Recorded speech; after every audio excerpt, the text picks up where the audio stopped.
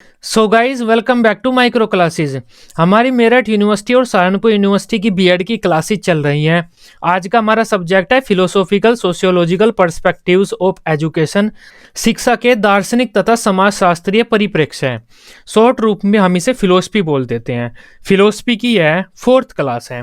आज का हमारा टॉपिक है शिक्षा के प्रकार। अब शिक्षा के बारे में ही हम पढ़ रहे हैं क्योंकि मोस्टली शिक्षा के बारे में और दर्शन के बारे में, शिक्षा व दर्शन के बारे में ही हम पढ़ते हैं। फिलोसफी में ये दो टॉपिक होते हैं। शिक्षा के बारे में काफ़ी कुछ हम पढ़ चुके हैं पहले ही। शिक्षा का क्या अर्थ होता है, इसकी क्या विशेषताएं होती हैं, प्रकृति, उद्देश्य वगैरह काफ़ी कुछ हम पढ़ चुके हैं। ये सब मोस्ट इंपॉर्टेंट क्वेश्चन है जो मैं कवर करा रहा हूँ।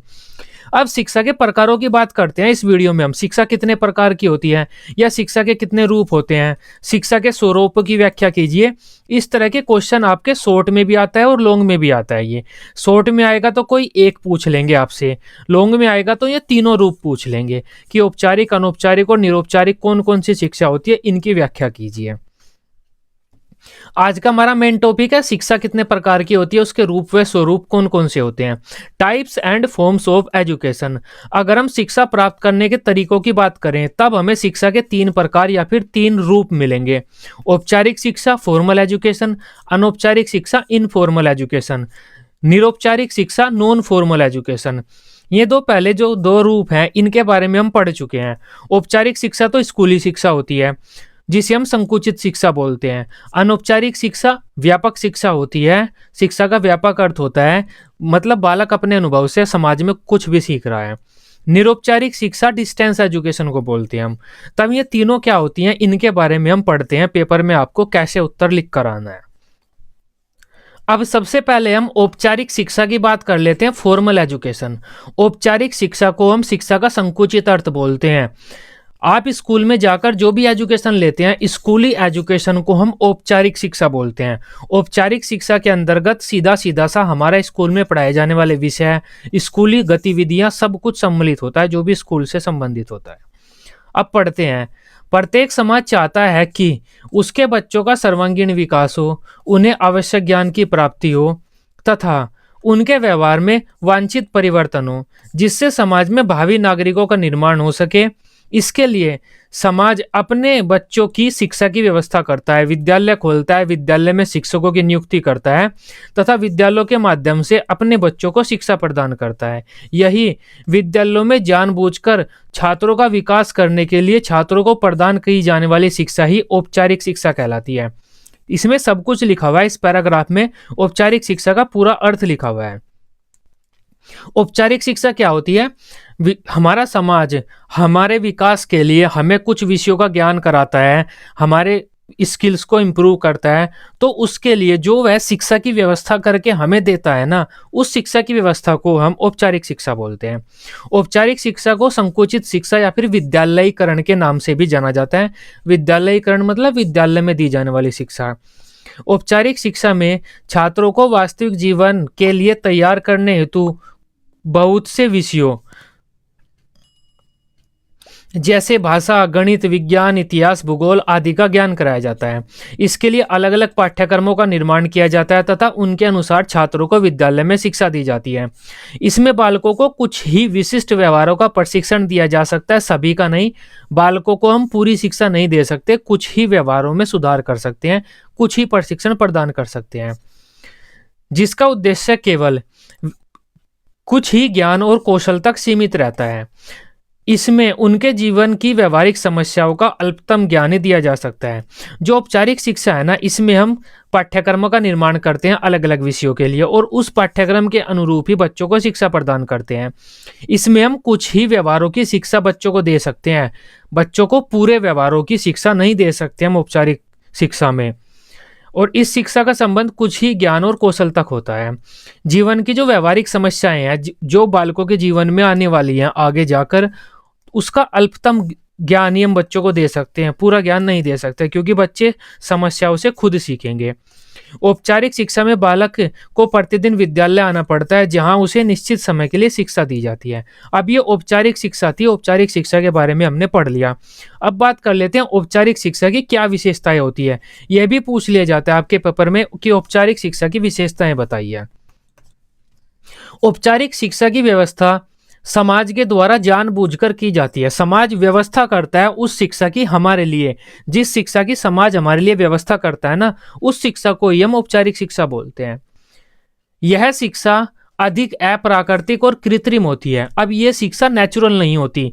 जैसे आप कहीं पर खेल रहे हैं और खेलते खेलते कुछ चीज सीख लें तो वो तो एक नेचुरल चीज है, वास्तविक चीज है।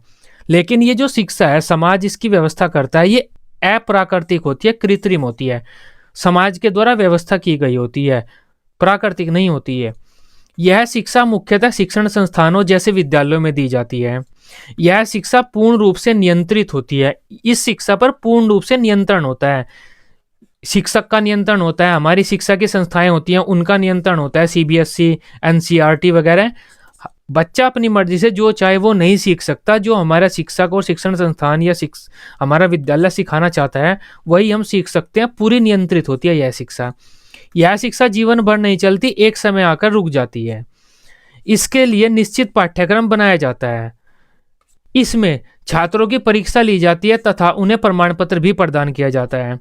यह शिक्षा छात्रों को उनके आगामी जीवन में आने वाली समस्याओं के संदर्भ में दी जाती है।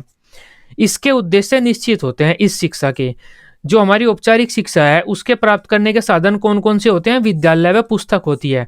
ये वेरी शॉर्ट में आ जाता है कि औपचारिक शिक्षा को प्राप्त करने के दो संस्थाओं या दो साधनों के नाम बताइए। विद्यालय, पुस्तक, शिक्षक, पुस्तकालय। तो ये चीज आप लिख सकते हैं। अब अनौपचारिक शिक्षा की बात कर लेते हैं, इनफॉर्मल एजुकेशन। इसे हम व्यापक अर्थ बोलते हैं। अब बालक जो विद्यालय में शिक्षा लेते हैं वो तो औपचारिक शिक्षा हुई। विद्यालय के बाहर बालक जो भी शिक्षा ले रहे हैं, मम्मी से, पापा से, भाई बहन, दोस्त, समाज, आसी पड़ोसी, खेलते हुए बच्चे कुछ भी सीख जाते हैं। अपने एक्सपीरियंस से बच्चे कुछ भी सीख जाते हैं। अपनी जो इंद्रियां होती हैं, ज्ञान इंद्रियां, उनके द्वारा बच्चे कुछ भी सीख जाते हैं। तो वो जो भी चीज बच्चे खुद सीख रहे हैं उसे हम अनौपचारिक शिक्षा कहते हैं। बालक समाज में कहीं पर भी कुछ भी अपने अनुभव से सीख सकता है कभी भी। वह सब कुछ सीखना अनौपचारिक शिक्षा के अंतर्गत आता है। सामान्यतः औपचारिक शिक्षा को ही शिक्षा के रूप में देखा जाता है, लेकिन शिक्षा का प्रत्यय बहुत ही व्यापक होता है। केवल पढ़ना, लिखना, सीखना तथा कुछ विषयों का ज्ञान लेना ही शिक्षा नहीं होता, बल्कि व्यक्ति जो कुछ भी सीखता है वही शिक्षा होती है। विद्यालय से बाहर बालक अपने अच्छे बुरे अनुभव से बहुत कुछ सीखते हैं। वे अपने व्यवहारों तथा दूसरे के व्यवहारों से भी बहुत कुछ सीखते हैं। इसके अलावा छात्र अपनी ज्ञानेंद्रियों के मूल अनुभव से भी बहुत कुछ सीखते हैं। यही शिक्षा अनौपचारिक शिक्षा कहलाती है। छात्र विद्यालय के बाहर अपने दैनिक जीवन में अपनी ज्ञानेंद्रियों अनुभव से जो कुछ भी सीखते हैं वह सब कुछ अनौपचारिक शिक्षा के अंतर्गत आता है। अनौपचारिक, ये अनौपचारिक है, अन है ये। अनौपचारिक शिक्षा बालक के जीवन भर चलती रहती है। अनौपचारिक शिक्षा को वास्तविक शिक्षा और व्यापक शिक्षा के नाम से भी जाना जाता है, या वास्तविक शिक्षा और व्यापक शिक्षा के रूप में भी जाना जाता है। इसमें बालक सीखने के लिए पूरी तरह से स्वतंत्र होता है। उसका कोई निश्चित शिक्षक नहीं होता, पाठ्यक्रम नहीं होता और न ही विद्यालय होता है। बालक जब चाहे, जो चाहे, जहाँ चाहे सीख सकता है। बालक जिन व्यक्तियों के संपर्क में आकर कुछ भी सीखता है वे सब उसके शिक्षक बन जाते हैं तथा जिस स्थान पर यह शिक्षण कार्य चलता है वह स्थान विद्यालय बन जाता है। ये अनौपचारिक शिक्षा के बारे में था। आसान ही है क्योंकि आपने शिक्षा का व्यापक रूप पढ़ लिया है। वही व्यापक शिक्षा ही अनौपचारिक शिक्षा होती है। अब अनौपचारिक शिक्षा की विशेषताएं देख लेते हैं, कैरेक्टरिस्टिक्स क्या होती है इनफॉर्मल एजुकेशन की। सबसे पहली होती है हमारी, यह शिक्षा आकस्मिक होती है। इसके लिए समाज को कोई विशेष व्यवस्था नहीं करनी पड़ती। यह शिक्षा बालक खुद लेता है, समाज कोई विशेष व्यवस्था नहीं करता। यह शिक्षा स्वाभाविक, सरल व प्राकृतिक होती है। बालक अपने अनुभव से सीखता है तो ये प्राकृतिक शिक्षा होती है। कोई हमें कुछ नहीं सिखा रहा तो ये अप्राकृतिक नहीं, प्राकृतिक होती है। इस शिक्षा में विद्यालय जैसे शिक्षण संस्थानों की कोई आवश्यकता नहीं होती। बालक कहीं पर भी कुछ भी सीख सकता है, जैसे घर पर, खेल के मैदान में, मंदिर में, सामाजिक मंडली आदि जगह पर। इसके लिए बालकों को अपने चारों ओर के जो वातावरण होते हैं, घर, परिवार, आस पड़ोस, समाज, उस पर निर्भर रहना पड़ता है अनौपचारिक शिक्षा के लिए। यह शिक्षा बालक को अधिक स्वतंत्रता देती है। यह शिक्षा बालक के जीवन भर चलती रहती है, कभी नहीं रुकती है। इसमें छात्रों को कोई परीक्षा नहीं देनी होती और न ही उन्हें कोई प्रमाण पत्र प्राप्त होता है। इस शिक्षा के कोई भी पूर्व निर्धारित उद्देश्य होते हैं, न तो इस शिक्षा के कोई भी पूर्व निर्धारित उद्देश्य होते हैं। बालक पर्यावरणीय घटनाओं से कुछ भी सीख सकता है, कोई उद्देश्य इस शिक्षा के नहीं होते। इस शिक्षा को प्राप्त करने के स्थान कौन कौन से हैं? ये सब है, ये सब है, ये सब है। अगर पूछ लिया जाता है वेरी शॉर्ट क्वेश्चन में तो आप ये लिख सकते हैं। अब बात कर लेते हैं निरौपचारिक शिक्षा की। ये शिक्षा में एक नया तथ्य है। औपचारिक शिक्षा में क्या होता था? शिक्षा के पहले दो ही तथ्य माने जाते थे प्रकार, औपचारिक शिक्षा, अनौपचारिक शिक्षा। औपचारिक शिक्षा में बालक पर पूरा नियंत्रण होता है, शिक्षक का, शिक्षण संस्थाओं का, विद्यालय वगैरह का। तो बालक को हम कब क्या कैसे सिखाएंगे? बालक पूरी तरह से नियंत्रित होता है। इस नियंत्रण को कुछ व्यक्ति, कुछ दार्शनिक अच्छा नहीं मानते, जैसे व्यवहारवादी इतने नियंत्रण को अच्छा नहीं मानते, प्रकृतिवादी नियंत्रण को अच्छा नहीं मानते। इस वजह से ये शिक्षा पूरी तरह से अच्छी नहीं मानी जाती बालक के नियंत्रण की दृष्टि को देखते हुए। दूसरी शिक्षा होती है अनौपचारिक शिक्षा। यहाँ पर बालक पूरी तरह से अनियंत्रित होता है। तो इस शिक्षा को भी हम अच्छा नहीं मान सकते, क्योंकि बालक इसमें कुछ भी सीख सकता है, चाहे हम उस चीज को बालक को सिखाना न चाहते हो तब भी बालक सीख सकता है। तो इसमें भी कमी है, इसमें भी कमी है। इस वजह से इन दोनों के बीच का एक रास्ता निकाला गया, औपचारिक और अनौपचारिक दोनों के बीच का एक रास्ता निकाला गया, जिसे हम निरौपचारिक शिक्षा बोलते हैं, नॉन फॉर्मल एजुकेशन। ये क्या होता है? डिस्टेंस एजुकेशन, प्राइवेट कोर्सेज जो आप करते हैं ना, पत्राचार कोर्सेज, पत्राचार पाठ्यक्रम, वो होता है ये। इसमें क्या होता है, हम बच्चे को एक सिलेबस दे देते हैं और उसे समाज में छोड़ देते हैं। बच्चा जब जो चाहे सीख सकता है समाज में, लेकिन हमने एक उसे निर्धारित सिलेबस दे दिया है कि इस सिलेबस के अकॉर्डिंग ही आपको सीखना है, क्योंकि हम इस सिलेबस के अकॉर्डिंग ही आपके पेपर लेंगे। तब बच्चा न तो पूरी तरह से नियंत्रित है और न पूरी तरह से अनियंत्रित है, तो ये अच्छा माना जाता है। अब इसके बारे में हल्का सा पढ़ लेते हैं। निरौपचारिक शिक्षा में एक नवीन प्रत्यय है जो आधुनिक समाज की देन है। प्राचीन समय से ही शिक्षा के दो रूप चले आ रहे हैं, औपचारिक शिक्षा व अनौपचारिक शिक्षा। दोनों के बारे में मैं आपको बता चुका हूँ। औपचारिक शिक्षा में बालक पर पूर्ण रूप से नियंत्रण होता है, समय में, परीक्षा में, पाठ्यक्रम में, स्थान में, प्रवेश में आदि। बहुत से दार्शनिक सीखने की प्रक्रिया में इतने नियंत्रण को सही नहीं मानते। इसके विपरीत अनौपचारिक शिक्षा में बालक पर बिल्कुल भी नियंत्रण नहीं होता, न कोई विद्यालय, न पाठ्यक्रम, न शिक्षक, न परीक्षा। तो बहुत से दार्शनिक इतने छूट को भी सही नहीं मानते। शिक्षा की दृष्टि से इतना अनियंत्रण भी ठीक नहीं दिखाई पड़ता, क्योंकि इसमें बच्चे बहुत सी बुरी चीजें सीख लेते हैं। अतः शिक्षाविदों ने इस नियंत्रित शिक्षा और अनियंत्रित शिक्षा के मध्य एक शिक्षा का नया स्वरूप विकसित किया है, जिसे निरौपचारिक शिक्षा कहा जाता है। यह न तो औपचारिक शिक्षा की तरह पूर्ण रूप से नियंत्रित होती है और न ही अनौपचारिक शिक्षा की तरह पूर्ण रूप से अनियंत्रित होती है। कई क्षेत्रों में निरौपचारिक शिक्षा नियंत्रित दिखाई देती है, जैसे पाठ्यक्रम, कक्षा में, परीक्षा में। इसी के साथ ही कई क्षेत्रों में निरौपचारिक शिक्षा अनियंत्रित भी दिखाई देती है, जैसे शिक्षण विधियों में, शिक्षण समय में, शिक्षण स्थान, आयु, समय आदि में। इस प्रकार हम कह सकते हैं जो ये निरौपचारिक शिक्षा है, ये औपचारिक शिक्षा और अनौपचारिक शिक्षा के मध्य का मार्ग है। इसमें अनौपचारिक शिक्षा के भी गुण हैं और औपचारिक शिक्षा के भी गुण हैं। उदाहरण के तौर पर जो ओपन यूनिवर्सिटी होती है, इग्नू है, Indira Gandhi national open university, Subharti हमारी एक प्राइवेट यूनिवर्सिटी है जो कि ओपन कोर्सेज कराती है, डिस्टेंस कोर्सेज कराती है। प्राइवेट कोर्स होते हैं, डिस्टेंस कोर्स होते हैं, दूरस्थ शिक्षा होती है। आपके जो पत्राचार कोर्स होते हैं, वे सब इसमें आते हैं। अब निरौपचारिक शिक्षा की विशेषताओं की बात कर लेते हैं। यह न तो पूर्ण रूप से नियंत्रित होती है और न ही पूर्ण रूप से अनियंत्रित होती है। यह औपचारिक शिक्षा तथा अनौपचारिक शिक्षा के मध्य का मार्ग होती है।